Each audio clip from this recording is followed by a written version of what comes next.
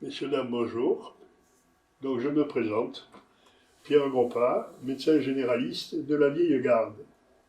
Lorsque je parle de vieille garde, j'entends par là des médecins qui étaient sur place et au boulot 24 heures sur 24.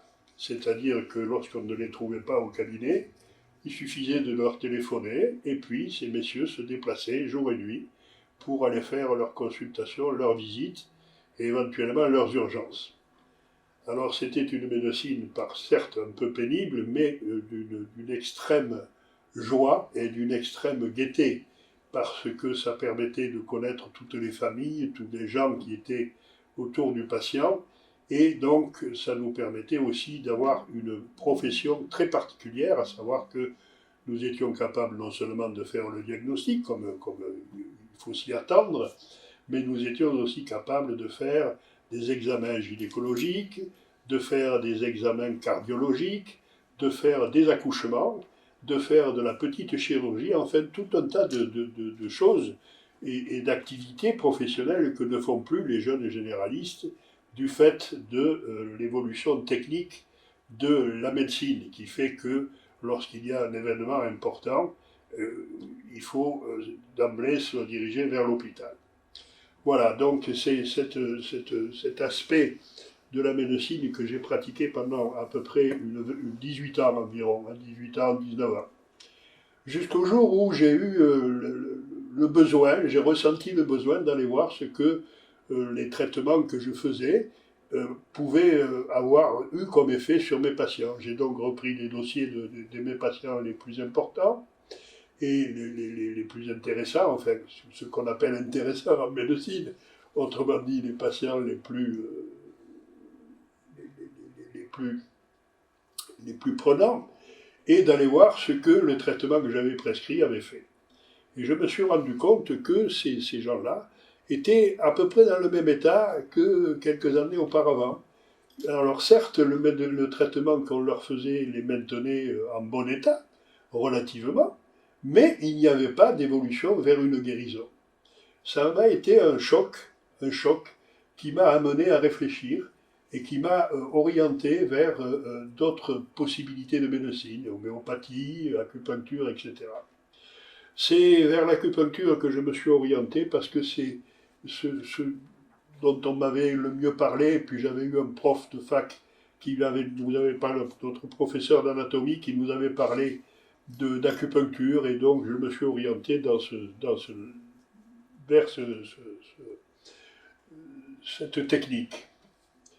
Dans un premier temps, j'ai suivi l'enseignement du professeur Niboyer à Marseille, au niveau de l'hôpital de la Timone, où j'ai pu obtenir quand même un enseignement de qualité, mais j'ai été un élève très très assidu, et j'ai découvert quelque chose de parfaitement intéressant et de très particulier que l'acupuncture par rapport à la médecine que je pratiquais habituellement. Mais je fis ma deuxième année, par contre, d'acupuncture, je suis allé la faire à Montpellier, parce que Marseille était très loin de chez moi. J'étais en Cévennes à l'époque, et donc ça me faisait quand même pas mal de kilomètres, d'autant qu'il n'y avait pas d'autoroute à ce moment-là, et donc ça faisait un long trajet. Et j'ai donc décidé de m'orienter plutôt vers le docteur Borsarello, qui venait d'ouvrir un enseignement d'acupuncture à Montpellier au titre de l'ALEM, c'est-à-dire de l'Association languedocienne d'études médicales. Donc j'avais déjà entendu parler de ce professeur Borsarello, donc j'ai donc envisagé de faire ma deuxième année d'acupuncture auprès du docteur Borsarello au niveau de l'ALEM, c'est-à-dire de l'Association languedocienne d'études médicales qui avait lieu à Montpellier, parce que là je me retrouvais à 50 km de chez moi, et c'était quand même beaucoup plus facile. J'avais entendu parler de lui et j'étais très impatient d'apprendre. Non pas parce que le professeur Niboyer m'avait déçu, au contraire, comme je vous l'ai dit, il m'avait orienté dans cet axe d'acupuncture d'une façon assez extraordinaire, mais parce que mes kilomètres à faire était quand même important. Et donc, en plus, j'avais entendu parler du docteur Borsarello avec beaucoup de passion et beaucoup d'éléments favorables. J'ai donc fait mes 3 années d'acupuncture dans son enseignement et je suis sorti major de la promotion. Ce qui m'a valu, 1 an plus tard, de me retrouver dans le cadre des enseignants. Alors en enseignant, j'ai bien continué à apprendre malgré tout, j'ai su. Ce qui m'avait toujours orienté dans ma vie professionnelle se faisait de plus en plus clair en fait. Apprendre, découvrir et faire profiter mes patients de ce que j'apprenais, de ce que je découvrais. Et je commençais à avoir envie de transmettre. Pendant cette formation, donc, avec le docteur Borsarello, j'avais lu les ouvrages du docteur Nogier sur l'auriculothérapie. Et lorsque ma formation se termina, je me suis inscrit à son enseignement de ce chercheur, inventeur de l'auriculomédecine, qui assurait d'ailleurs un enseignement à Lyon. Et donc je me suis orienté sur la région de Lyon. Chez Nogier, j'ai rencontré quelques confrères qui avaient suivi le même chemin plus ou moins que moi et qui étaient animés par la même passion de recherche. Et nous avons eu l'idée donc de partir de nos connaissances de l'acupuncture orientale, de l'auriculomédecine du docteur Nogier, des sciences occidentales que nous connaissions, afin de progresser sans être entravés par les cloisonnements habituels qui se font entre ces 3 méthodes. En Occident, l'acupuncture est considérée comme une médecine. En Chine, ce n'est pas exactement la même chose. Et ceux qui sont allés consulter un acupuncteur traditionnel ont pu le constater et parfois même en être embarrassés. L'acupuncture chinoise, que l'on appelle acupuncture traditionnelle, est en effet à la fois une médecine mais aussi une philosophie. L'acupuncteur traditionnel que vous allez consulter vous interroge sur vos rêves, sur vos pratiques sportives, sur votre sédentarité, sur votre alimentation, sur votre vie sociale, sur votre vie de couple, en somme sur votre mode de vie. Il vous donne des conseils dans tous ces domaines et l'acupuncture tient compte de tout cela pour soigner. À l'opposé, celle qui est adaptée à la médecine occidentale, l'acupuncture, je dirais, symptomatique, qui est le plus souvent pratiquée par un grand nombre d'acupuncteurs, est purement, simplement symptomatique. Je dirais, c'est à la limite de l'aiguillothérapie. En effet, vous avez mal au genou, l'acupuncteur vous pique le genou. Vous avez mal au poumon, l'acupuncteur vous pique un point du méridien des poumons. Voilà. Alors que celui qui pratique l'acupuncture traditionnelle s'appliquera avant toute chose à faire un diagnostic d'équilibre énergétique et qui va se réaliser en fonction des saisons. Il va connaître cette réalité énergétique au travers de l'examen clinique, bien sûr, mais aussi et surtout grâce au pouls. Ce n'est qu'ensuite qu'il fera éventuellement un traitement symptomatique pour faire plaisir à son patient. Celui qui pratique l'acupuncture traditionnelle s'appliquera avant toute chose à équilibrer l'énergie qui vous anime en fonction des saisons. Il en connaîtra la réalité énergétique au travers de l'examen clinique, certes, mais aussi et surtout grâce au pouls, à la prise des pouls. Ce n'est qu'ensuite qu'il fera éventuellement un traitement symptomatique. Il ne faut pas oublier que, contrairement à la vision médicale mécaniste contemporaine, la médecine chinoise, tout comme d'ailleurs la médecine occidentale traditionnelle, comme l'ostéopathie et comme l'homéopathie, sont en fait des systèmes dialectiques et donc nécessitent une compréhension des phénomènes. Depuis longtemps, quelques acupuncteurs, dans les années 50 à 70, tels que le docteur René-Jacques Bourdiol et sur Paul Nogier, ont élargi ce champ en développant l'aspect vibrationnel des phénomènes. Avec mes confrères rencontrés chez Nogier, nous sommes allés au-delà, en mettant en concordance l'auriculomédecine et l'acupuncture. À mon tour, avançant dans leur sillon, j'ai apporté ma pierre à ce chemin, comme je vais vous le montrer. Et j'espère pouvoir encore continuer d'ailleurs à le tracer. Pour l'instant, revenons en arrière, à l'époque où, avec mes confrères rencontrés chez Nogier, nous avons décidé de partir de nos connaissances de la médecine et des sciences occidentales, de l'acupuncture, ainsi que de l'auriculomédecine, pour aller de l'avant. Cette idée était claire, mue par un désir décidé, nous n'avons pas tardé à la mettre en pratique.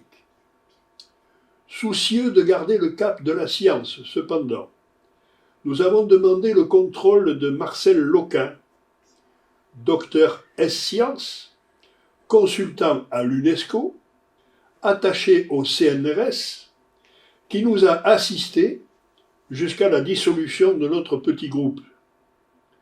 Lorsque, quelques années plus tard, j'ai continué la recherche, j'ai encore fait appel à lui. Je disais donc que notre recherche s'est d'abord centrée sur le monde vibratoire. Pour cette étude, nous avons utilisé des gélatines de chez Kodak. Je vous en fais voir une, je vous fais voir ce que c'est qu'une gélatine. C'est une préparation de Kodak spécifique qui permet de filtrer les rayons lumineux et de ne laisser passer que certaines longueurs d'onde tout en retenant d'autres. C'est utilisé en particulier pour faire des films et pour faire de grandes préparations photographiques. Mais l'intérêt de la chose, c'est de conserver le phénomène vibratoire de la lumière et de, de la spécifier de façon particulière en fonction de la couleur utilisée. Là, vous avez une couleur rouge. Voici ici une couleur qui est infrarouge, dont je vous parlerai un peu plus tard. Vous le voyez mal parce que c'est infrarouge et donc vous n'y voyez pas grand-chose. Et puis, nous avons d'autres couleurs, bien évidemment. Lorsque nous présentons ces couleurs à la peau d'un sujet, comme ceci, ou plutôt comme cela, parce que nous allons faire travailler essentiellement sur l'oreille, nous allons avoir une réaction particulière au niveau du pouls. Au niveau de la styloïde radiale, par exemple, vous allez avoir une perception d'une pulsation un peu plus forte que ceux qui étaient auparavant. Pourquoi l'oreille? Eh bien parce que, d'abord, vous le voyez, ce sont des gélatines de chez Kodak qui sont encadrées dans des anotests parce que ces anotests permettent de prendre en particulier la valeur de l'oreille. Pourquoi l'oreille? Eh bien parce que, auprès du docteur Nogier, nous avions appris avec précision la somatotopie que recèle l'oreille. Un autre point, et somatotopie d'une importance particulière, comme nous allons le voir dans quelques instants.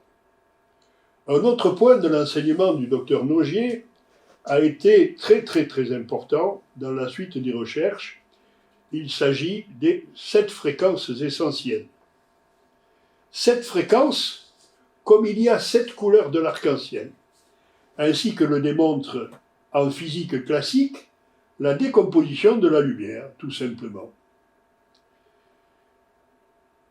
Et donc, il advint un jour, pendant mes vacances, sur une plage bretonne, j'ai eu l'idée de lire la psychologie transpersonnelle du psychiatre d'origine tchèque, chercheur et enseignant aux États-Unis, pionnier dans la recherche des états modifiés de conscience dans le dernier quart du XXe siècle, du docteur Stanislav Grof. Dans cet ouvrage, le docteur Groff expose sa théorie de la mémoire hologrammique. Le principe hologrammique signifie que non seulement la partie est dans le tout, mais que le tout est aussi inscrit dans la partie. Au cours de la seconde partie du XXe siècle et jusqu'à nos jours, d'importantes avancées dans le domaine des mathématiques, de la physique quantique, de la technologie du laser et de la recherche sur le cerveau ont conduit à la découverte de principes nouveaux dont nous ne pouvons qu'apercevoir l'ampleur des implications à ce jour. Ces principes ont été qualifiés d'holonomiques, holographiques ou hologrammiques, parce qu'ils mettent en relation le tout avec les parties et les parties avec le tout. Nous parlerons de toute façon de l'hologramme dans une prochaine conférence. L'approche hologrammique s'intéresse à l'interférence de modèles vibratoires à l'information, ce qui est d'autant plus intéressant que la science actuelle met l'accent sur la nature vibratoire de l'univers. Cette découverte un jour de vacances de l'hologrammie et de ses implications eut des implications très importantes pour notre recherche. Elle donnait en effet un sens aux mesures vibratoires que nous faisions et allait enfin nous permettre de faire le lien entre l'acupuncture et l'auriculothérapie. C'est donc l'hologrammie qui nous a permis de faire cette liaison et de pouvoir nous y retrouver. Les choses sont alors allées très vite. Un organigramme a été mis au point, situant l'homme entre terre et ciel, avec des plans vibratoires très spécifiques, étudiés dans le sens évolutif, c'est-à-dire le minéral, l'animal, le végétal et l'humain. Pour des raisons diverses, propres à chacun, le groupe s'est peu à peu dissous. Lorsque je m'en suis séparé, j'ai continué mes recherches qui, dans un premier temps, se sont centrées sur la simplification de la prise du pouls, sur le schéma énergétique corporel et sur le champ morphique. Mais avant d'aborder tout cela, nous allons éclaircir certains points, parmi lesquels nous allons éclaircir tout d'abord l'oreille. La somatotopie. Donc, en 1956, Paul Nogier expose le résultat de ses recherches sur la somatotopie de l'oreille, à savoir que la plupart des zones corporelles possèdent sur l'oreille une correspondance précise. Une somatotopie est une projection fonctionnelle sur la peau, à partir du système nerveux, de la structure corporelle ainsi que de ses organes. Et comme le docteur Nogier l'a démontré, on en trouve à l'oreille, mais également à la plante des pieds, sur la paume des mains, sur la pupille et sur d'autres zones du corps. Si l'oreille a été choisie par le docteur Nogier, et si nous avons persisté dans ce choix, c'est aussi que la position du patient sur la table d'examen et le positionnement du praticien derrière lui font de l'oreille un point d'accès préférentiel. Ayant aisément accès à la somatotopie, tout comme au pouls du patient, le praticien peut confortablement localiser, identifier le problème fonctionnel ou organique, puis donner une information de correction énergétique sur un mode réflexologique ou vibratoire. Ceci est donc très intéressant pour le médecin ou le thérapeute. Le docteur Nogier décrit 3 représentations de cette somatotopie auriculaire. Elles sont appelées phases. L'une correspond à la position fœtale, que voici, ici. L'autre à l'homme debout, phase 2. Et l'autre, la troisième, à l'homme debout, mais vue d'en haut. Et ces somatotopies peuvent être bien évidemment précisées de cette façon. Alors, dans cette démonstration que je vous fais, vous voyez ectoderme, mésoderme, endoderme et face interne du pavillon. Ce qu'il faut retenir surtout, c'est que vous avez une phase 1, ici, qui représente donc l'homme, le fœtus qui se présente à la naissance. Là, en phase 2, l'homme debout, et en phase 3, l'homme vu d'en haut. Et vous vous rendez compte, si vous regardez bien les différentes oreilles, que sur un seul point, par exemple sur le point du genou, vous allez retrouver un point d'hormone ici, un LTH. Vous allez retrouver ici un point qui correspond au genou. Vous allez retrouver ici un point qui correspond à la vessie. Autrement dit, un point en fonction de la phase qui a été déterminée, va traiter soit une vessie, soit un genou, soit un phénomène hormonal. Donc ceci est très très important et c'est une particularité de la somatotopie du docteur Nogier. Donc vous voyez que le docteur Nogier a fait un travail de géant pour arriver à déterminer quelles sont les localisations précises au niveau de l'oreille concernant les différents tissus de l'organisme que sont l'ectoderme, c'est-à-dire la peau, l'endoderme, c'est-à-dire tout ce qui est viscère, et l'ectoderme, c'est-à-dire tout ce qui est système nerveux. Et on peut donc sur un seul point de l'oreille retrouver soit une correction du mésoderme, soit une correction de l'ectoderme, soit une correction de l'endoderme. C'est un travail phénoménal. Après la somatotopie de l'oreille, que je pense bien sûr vous avoir précisé de façon très large, mais suffisamment complète, il faut voir ce que donne la décomposition de la lumière, parce que c'est quelque chose de très très important. Si vous allez au musée de l'holographie, et si vous prenez des lunettes holographiques qu'on va vous proposer, vous les mettez, vous les chaussez sur le nez, vous regardez la lumière du jour, et vous allez voir une sorte de réticulum qui représente en fait la lumière d'Einstein, un filet réticulaire qui déforme la lumière en fonction des positions de ce qui se passe, comme sur cette image ici, où vous voyez que la lumière déforme le visage, que le visage déforme la lumière, déforme le réticulum et lui donne un aspect un peu particulier. Ceci, c'est avec des lunettes lorsque vous regardez la lumière normale. Toujours chaussé de ces lunettes, si vous regardez maintenant un faisceau lumineux, vous allez avoir des surprises. En effet, vous allez avoir au nord, au sud, à l'est, à l'ouest et sur les diagonales, vous allez avoir des fragments d'arc-en-ciel. C'est sous cette forme que se manifeste la lumière hologrammique. Et ceci est important parce que nous allons le retrouver de façon très précise.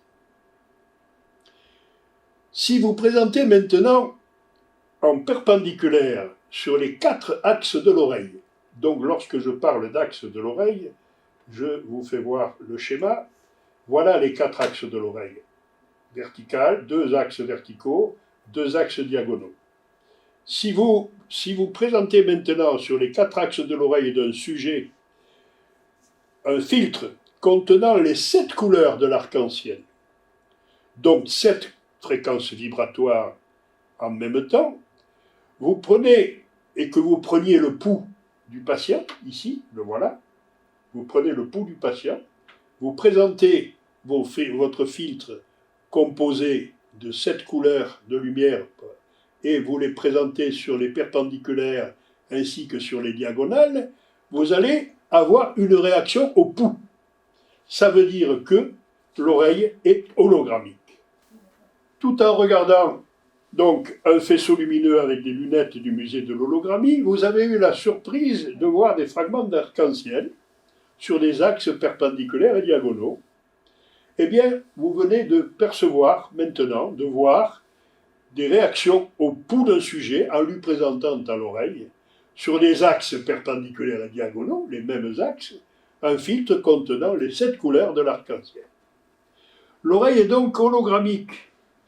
Si l'on considère, comme je vous l'ai dit tout à l'heure, que le principe hologrammique signifie non seulement que la partie est dans le tout, mais que le tout est aussi inscrit dans la partie, vous voyez comment cela peut être intéressant, certes pour le diagnostic, mais aussi pour le traitement, tout au moins pour l'information que nous pouvons donner. L'oreille peut être considérée comme une cellule géante. Sur l'image présentée là, que je vous présente derrière moi, vous pouvez voir 3 points alignés le long d'un axe vertical qui sont appelés par le docteur Nogier des points oméga. Nous y reviendrons. Nous pouvons spontanément localiser cet axe, c'est-à-dire ces 3 points là, qui se suivent l'un après l'autre, par la réaction au pouls que nous obtenons en balayant directement, verticalement l'oreille, à l'aide de la lumière rouge, numéro 25 de chez Kodak d'ailleurs, par une lampe appelée lampe à tourelle, par le docteur Nogier. Dans cette lampe à tourelle, il y a environ 6 filtres, 6 couleurs, qui permettent en faisant tourner la tourelle, ça nous permet d'avoir accès à 6 couleurs différentes, sans être obligé de prendre carrément des anotests. On a directement la couleur qui s'inscrit sur l'oreille.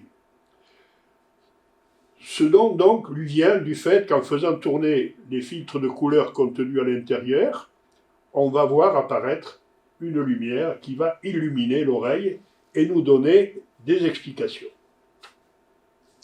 Cette lampe permet aussi de projeter diverses couleurs sur la peau sans avoir à manipuler les filtres colorés correspondants, comme je vous l'ai dit.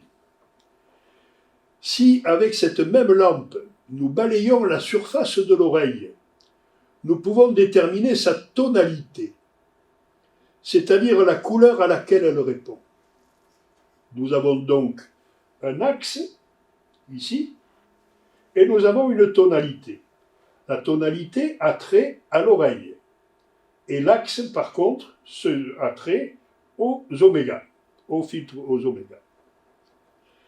Mais attention, physiologiquement, la couleur de l'axe des omégas est le rouge, tandis que la tonalité de l'oreille est le vert. D'ailleurs, c'est le vert 58 de chez Kodak. Les couleurs de l'axe et de la tonalité sont opposées, car le rouge et le vert sont 2 couleurs complémentaires. Nous allons donc avoir une complémentation entre cet axe rouge et cette tonalité verte. Nous allons donc avoir une intrication de fonctions entre ces 2 phénomènes. Prenons le cas de l'ARN pour être précis. Si l'on pose sur le front d'un sujet en inspiration un anotest qui est dit oméga et qui contient un ARN transfert de type 5, l'ARN transporte l'information depuis l'ADN vers le cytoplasme, tout le monde le sait. Eh bien, on ne peut plus déceler l'axe des omégas. Nous avons posé un filtre ARN sur le front, en inspiration. L'axe des omégas que nous avions spontanément, rouge, disparaît. Par contre, nous allons avoir la tonalité de l'oreille verte qui va apparaître.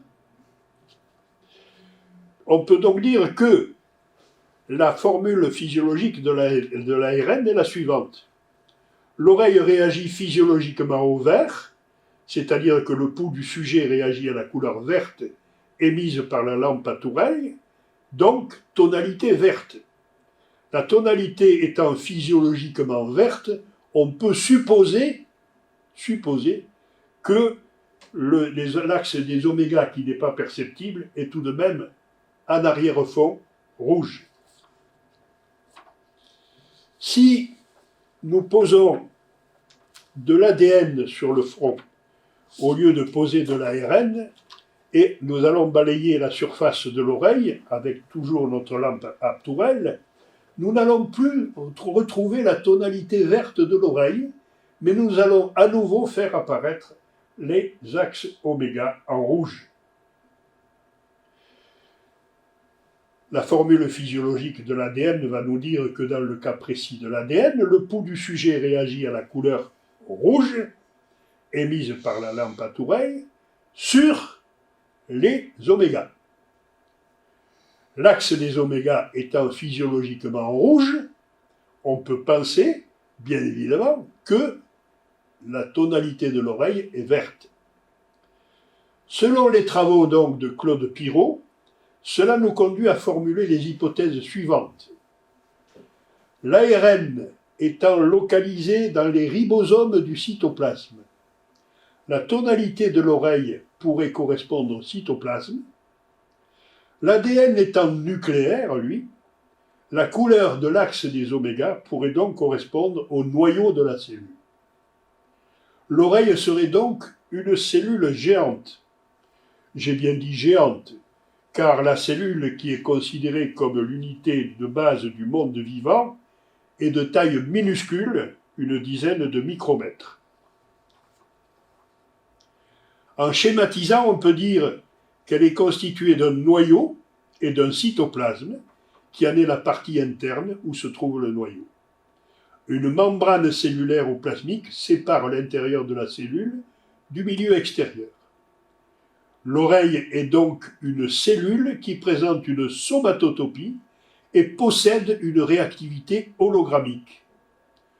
On peut donc penser que, comme l'oreille, toute cellule est hologrammique. Nous le vérifierons. Après l'oreille, donc, nous allons voir le pouls. Alors, il y a beaucoup à dire sur les pouls, mais je vais tenter d'être bref. Il y a des siècles que les Chinois ont décrit les pouls d'acupuncture. Vous le voyez sur le schéma, 6 paires de points répartis sur 3 zones de chaque poignet, sur 2 niveaux, superficiels et profonds. Les acupuncteurs, et parfois même superficiels, moyens et profonds. Et on peut même ajouter axe de l'artère, droite de l'artère, gauche de l'artère. Ceci est assez important, nous verrons pourquoi. Les acupuncteurs chinois traditionnels distinguent une trentaine de pouls différents, selon le rythme cardiaque, selon les qualités du pouls, telles que la force, telles que la faiblesse, telles que l'élasticité, telles que la fluidité, et d'autres caractéristiques encore. C'est-à-dire que lorsque un acupuncteur chinois vous prend les pouls au niveau de votre poignet, non seulement il va tenir compte de l'emplacement de la réactivité du pouls, mais il va aussi tenir compte de ses qualités. Si c'est fluide, si c'est rond, si c'est bosselé, si c'est tendu, si c'est circulant ou si c'est mou. Et tout ça va lui permettre de former un diagnostic. C'est une pratique très compliquée que les médecins occidentaux n'ont pas l'habitude de faire. Nous avons l'habitude en Occident de traiter essentiellement les pouls sur les poignets droits et les poignets gauches, au-dessus, en dessous et en face de l'apophyse styloïde. Vous le voyez au niveau du poignet droit, vous avez 2 TRMC, 3 réchauffeurs mètre-cœur, surface, profondeur. Au niveau du poignet 2, c'est-à-dire face à la styloïde du poignet droit, vous avez estomac et rate. Au niveau du 1, au niveau du poignet droit, vous avez gros intestin et poumon. De même au poignet gauche, vous allez avoir au niveau du 3, vessie, c'est-à-dire au-dessus de la styloïde, la vessie et le rein. En face de la styloïde, le vésicule biliaire et l'estomac. Et en dessous de la styloïde radiale, vous aurez l'intestin grêle et l'estomac.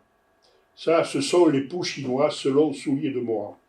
Il y a bien d'autres façons de décrire ces pouls, mais ce sont en général les poux qui ont été retenus en Occident, et c'est avec cela que nous travaillons. La prise des poux va renseigner sur la zone du corps en déséquilibre, sur l'état de l'énergie, sur le sang et sur les liquides organiques. Nous constaterons que les poux chinois répondent en fait à un déclencheur interne, la physiologie d'un organe en fonction de la saison. Mais c'est une information qui vient de l'intérieur. Le patient vous donne l'information de son pouls en fonction de la saison dans laquelle nous sommes. Dans les années 50, deux acupuncteurs, le docteur Jean-François Borsarello et l'acupuncteur non-médecin formé en Chine, Charles Laville-Méry, ont fait la démonstration scientifique occidentale de la véracité de ces poux. Sur le schéma que vous voyez affiché, vous pouvez voir le tracé des poux correspondant au triple réchauffeur, ici, en position moyenne, pression moyenne, au mètre-cœur, ici, en position forte, en pression forte, majeure, au gros intestin, en pression moyenne, et au poumon, en pression forte. Il est bien évident qu'ils ne se sont pas contentés que de ces quatre poux. Ils ont exploré la totalité des poux du poignet et ils ont obtenu, vous le voyez, des tracés différents du pouls. Le pouls du troisième réchauffeur n'a rien à voir avec le pouls du maître-cœur. Et pourtant, ce sont deux fonctions méridiennes qui marchent ensemble. Poumons et gros intestin sont des organes qui sont liés en acupuncture et vous voyez que leurs pouls sont tout à fait différents. Et donc, bien évidemment, ils vont être en plus modifiés en fonction de la saison. Et c'est ce diagnostic au bout des doigts que l'acupuncteur va pouvoir réaliser et tirer une conclusion sur le traitement, sur l'information thérapeutique qu'il doit donner. Donc, les poux d'acupuncture. Quelques années plus tard, le docteur Nogier décrit un pouls réactif à la présentation des couleurs à la peau, comme je vous l'ai déjà dit. Et ce pouls, je vous l'ai déjà fait voir, pardon, excusez-moi, je suis obligé de revenir en arrière. Voilà le pouls, ici, le rack. Vous voyez ce pouls, vous avez une pulsation du pouls, et à un certain moment, ce pouls va s'amplifier d'une part, et d'autre part, dans le pouls de Nogier, il va se déplacer vers les doigts. Il y a un déplacement, une amplification et un déplacement de l'artère, de la sensation artérielle vers le doigt. C'est ce qu'on appelle le rack. Ce n'est pas celui que nous utilisons en énergétique hologrammique. En énergétique hologrammique, nous utilisons simplement l'augmentation de pression. Et je vais vous expliquer pourquoi tout à l'heure, dans quelques instants. Donc, le docteur Nogier a appelé cette réaction du pouls le réflexe auriculo-cardiaque, qui a été secondairement baptisé le VAS, c'est-à-dire signal vasculaire autonome. Bref, gardons le RAC, j'aime bien rester respectueux de mon premier maître. Les 7 fréquences essentielles mises au point par ce chercheur, le docteur Nogier, grâce à sa prise de pouls, dont je vous ai dit l'importance au début de cette présentation, sont nommées par des voyelles qui vont de A jusqu'à G. À partir de la fréquence A, comme vous le voyez ici, sur ce schéma, chacune des mesures suivantes, mesurées en Hertz, va être le double de la précédente. A, 2,5 Hertz, B, 5 Hertz, etc. Et vous multipliez, chaque fois vous doublez, et vous arrivez à des sommes fabuleuses. Mais vous pouvez aussi envisager l'autre sens, c'est-à-dire diviser A par 2. Et donc vous aurez en quelque sorte la moitié, une autre fréquence qui sera de 1,5 Hz, mais qui s'appellera toujours A, parce qu'elle est la moitié de la fréquence A. Donc, nous avons toutes ces fréquences. Le docteur Nogier a également repéré sur l'oreille et sur d'autres parties du corps, mais nous en parlerons dans une seconde conférence, des plages vibratoires qui réagissent au pouls à la présentation de ces fréquences. Ces dernières peuvent être présentées à la peau, soit sous forme de filtres de couleur, soit à l'aide d'un gire, appareil émettant un rayonnement rouge et infrarouge, inventé par le docteur Nogier lui-même. Nous reviendrons là-dessus.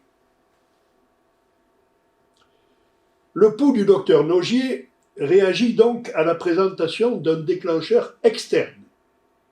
Nous avons dit que le pouls chinois réagissait à un facteur interne.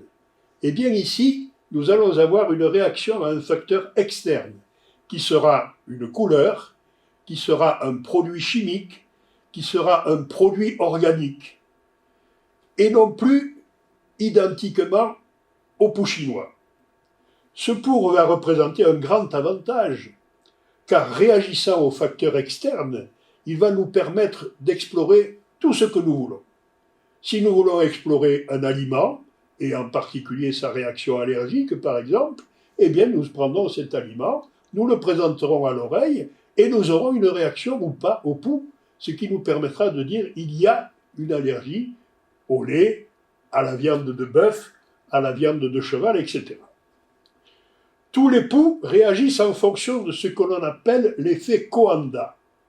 Et c'est là que vous allez comprendre le phénomène des pouls.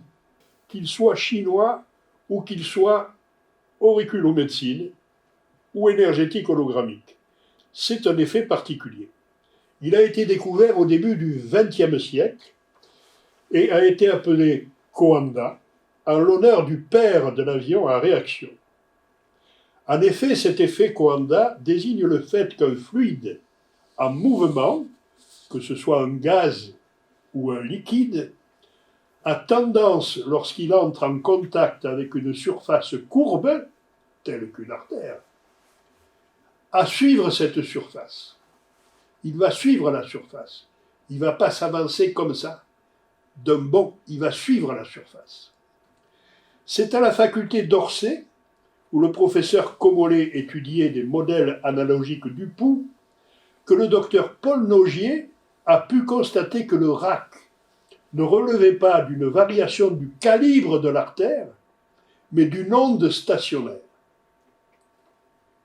Cette onde stationnaire est le résultat d'un choc provoqué par la rencontre entre l'ondée sanguine de l'artère du patient, qui s'en va vers les doigts, qui va rencontrer au bout des doigts une résistance par les capillaires, et le sang va revenir, vous allez avoir un retour sanguin, si vous voulez, et vous allez avoir un phénomène de pulsion, de contraction entre les deux, d'intégration l'un et l'autre, qui vont donner une onde réactionnelle. D'accord ? Mais cette onde réactionnaire, c'est un facteur, c'est donc un obstacle, c'est quel qu'il soit, ou un organe qui va faire varier le débit artériel, tout comme son circuit. Je vous ai fait ici, voilà un effet Coanda. Vous avez ici un arbre vasculaire absolument normal, il n'y a pas de problème. Vous avez le liquide pulsé, le liquide qui va normalement dans le tube A, va suivre son chemin normal.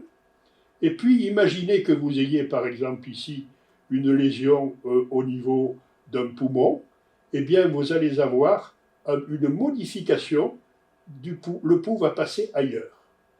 D'accord ? Ce qui va entraîner une modification de la vibration de l'onde stationnaire. D'accord ? Et cette modification de l'onde stationnaire ne va pas se faire en un bloc, elle va se faire en hélice, tout autour de l'artère, tout le long de l'artère. Et c'est ce que le médecin va sentir au bout de ses doigts. C'est la raison pour laquelle les Chinois peuvent sentir, et nous aussi d'ailleurs, un axe central de l'artère, il y a un pouls. À droite, sur le versant droit de l'artère, il y a un pouls légèrement différent. Et à gauche, il y a un pouls légèrement différent. d'accord, qui n'est pas tout à fait au même endroit et qui est différent. Ça, c'est assez important. Et donc, ça s'appelle l'effet Coanda. Et ça nous explique pourquoi, lorsqu'il y a une lésion, lorsqu'il y a ou un phénomène fonctionnel, un stress par exemple, qui va entraîner des modifications au niveau du phénomène vasculaire classique, vous allez avoir un pouls qui va être différent. Vous voyez, vous avez les artères qui vont arriver ici par l'artère radiale, l'artère cubitale, qui vont aller sur les capillaires et qui vont entraîner, ce qui va entraîner une espèce de choc, un blocage, et c'est ce blocage qui va entraîner une onde réactionnelle. Et cette onde réactionnelle, vous allez pouvoir la capter sur l'artère radiale, sur l'artère cubitale, ou bien sur la tabatière anatomique, qui se situe ici. C'est ici qu'on mettait le tabac pour priser. C'est pour ça qu'on l'appelle tabatière anatomique. C'était là où on mettait le tabac pour priser le tabac, tout simplement. Donc c'est au niveau, et là il y a une artère. Voilà. Ceci donc explique le fondement des poux chinois, mais aussi les fondements du pouls de Nogier, tout comme ceux de l'énergétique hologrammique, par le phénomène Coanda, qui est donc un phénomène physique parfaitement étudié, en particulier à la faculté d'Orsay, par le professeur Comollet, et constaté par le docteur Nogier. Malgré ce pouls du docteur Nogier, donc, vivait de jours heureux, et voilà qu'au 25e anniversaire de l'auriculomédecine, mon ami le docteur Segondi, André, décrit un phénomène qui était jusque-là inconnu en auriculomédecine.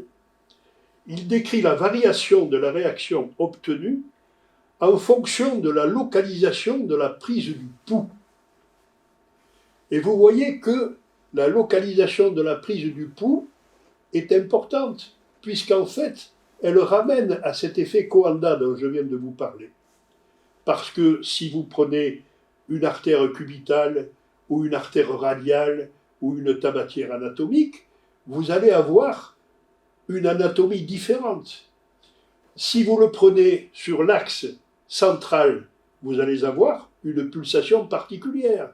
Si vous le prenez sur l'axe interne, vous aurez une variation différente. Et sur l'axe externe, vous aurez une variation différente aussi. Donc, le docteur Segondi a fait sa déclaration. À la présentation à la peau d'une couleur X, n'est-ce pas, le pouls cubital ne donne pas la même réponse que le pouls radial, ni que celui de la tabatière anatomique. Chaque pouls donne une réaction différente. Et il met en évidence une différence significative entre le bras droit et le bras gauche, ce que les Chinois ont fait déjà depuis longtemps. Donc, si vous voulez, ce jour-là, je me souviens, j'étais présent à ce 25e anniversaire, ça a été une explication très rapide, il lui a fallu à peu près 5 minutes pour expliquer ce phénomène. Ça a été un coup de foudre, parce que tout d'un coup, alors que nous tous, nous prenions le pouls au niveau de la tabatière anatomique, nous nous sommes rendus compte qu'il pouvait y avoir des pouls différents, des pouls autres. Et donc ça a posé quelques problèmes. Ça a posé des problèmes même au docteur Nogier, qui, malgré tout, a réussi à rétablir l'équilibre. Le principe de la prise de pouls du docteur Nogier est en effet basé sur la lumière blanche. Celle-ci contient toutes les couleurs de l'arc-en-ciel, et sa présentation à la peau va donner toujours une même réponse, puisque c'est toujours la même couleur qui est présentée. D'accord ? C'est une lumière blanche qui est présentée à la peau. En général, on la présentait au front droit et au front gauche, et on prenait le pouls. Par contre, lorsque le docteur Segondi présente à la peau l'association de filtres dits grossiers et subtils d'un même plan, dont nous parlerons tout à l'heure, donc 2 couleurs seulement, il obtient une réaction spécifique au pouls de l'artère qui leur correspond. Par exemple, le filtre grossier, c'est-à-dire le filtre, plus le filtre subtil du plan Terre, c'est-à-dire les couleurs 29 et 78C, vont donner une réaction spécifique au pouls de l'artère cubitale droite. Bien évidemment, ils donneront une réaction au niveau de l'artère cubitale gauche, mais minime, très peu perceptible, alors qu'au niveau de l'artère cubitale droite, ce sera quelque chose de parfaitement précis. Vous comprendrez mieux cela dans quelques instants lorsque je vous aurai parlé des plans et de leurs réactions préférentielles au pouls. Au début de mon intervention, je vous ai parlé de l'organigramme dessiné par les docteurs Segondi et Pirot et mis au point à partir de nos connaissances de l'acupuncture, de l'enseignement du docteur Nogier, des travaux de Stanisław Grof, des sciences occidentales, de l'aide de Marcel Loquin, et nous avions donc mis en évidence un organigramme situant l'homme entre terre et ciel, avec des plans vibratoires spécifiques, je vous l'ai déjà dit, étudiés dans le sens évolutif, minéral, animal, végétal et humain.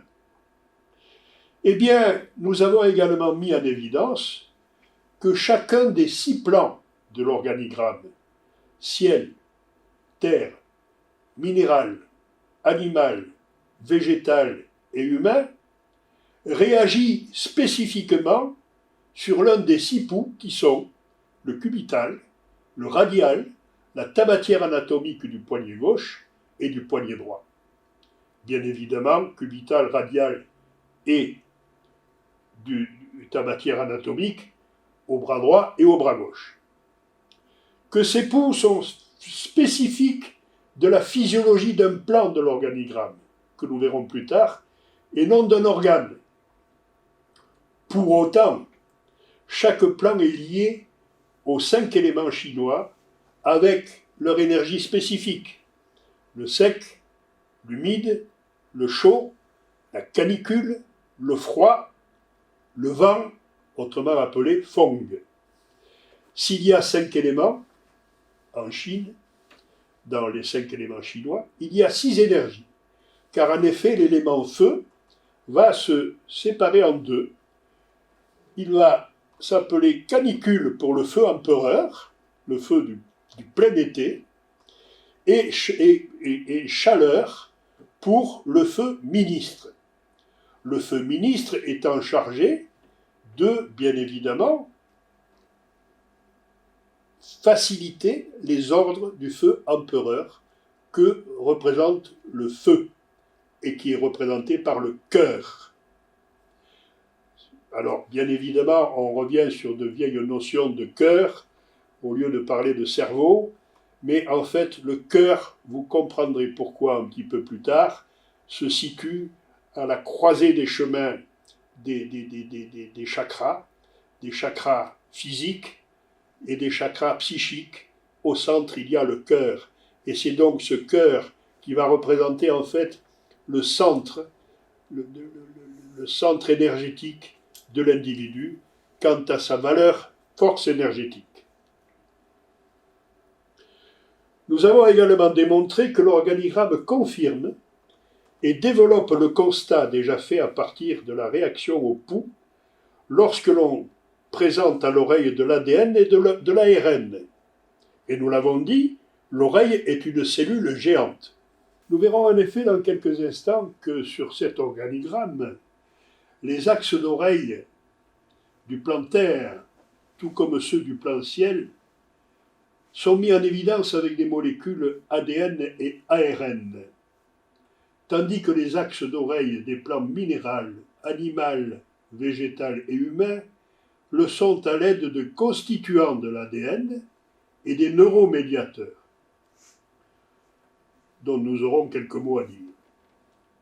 Après ma séparation avec le CIREM, nom de l'association que nous avions constituée, j'ai continué mes recherches et comme vous le voyez, je le fais encore. J'ai alors trouvé une gélatine de chez Kodak, le 89B, qui permet de se brancher sur un pouls, quel qu'il soit, et d'y retrouver tous les plans de l'organigramme avec la même intensité. Ce qui a eu pour effet de simplifier considérablement la prise du pouls. Car passer de 6 poux à 3 poux, ça simplifie la vie de l'opérateur et du patient aussi. Enfin, récemment, grâce à l'utilisation d'un appareil que vous pouvez voir ici, qui est appelé le Phinomètre Pro, le docteur Fisch a pu démontrer la réactivité du pouls aux diverses fréquences, ainsi qu'aux ondes de forme, aux couleurs, aux substances organiques ou chimiques, confirmant ainsi les travaux du docteur Nogier. Le Phinomètre Pro permet de faire des diagnostics de cardiopathie sans innovation instrumentale. Il va utiliser un capteur digital que vous avez ici, de pression, couplé à un pléthysmographe, et cet ensemble va permettre d'enregistrer les changements de volume qui surviennent dans un territoire vasculaire lorsqu'apparaissent des variations du flux sanguin, en fonction de l'effet Coanda, bien évidemment. Cet appareil a été mis au point par un physiologiste tchèque contemporain, le professeur Penaz. Et voici donc, sur la gauche, la démonstration du pouls par le docteur Gérard Fisch. Vous voyez ici l'électrocardiogramme et vous voyez apparaître ici en bleu le rack. Et vous voyez que ce rack, il se prolonge un petit peu.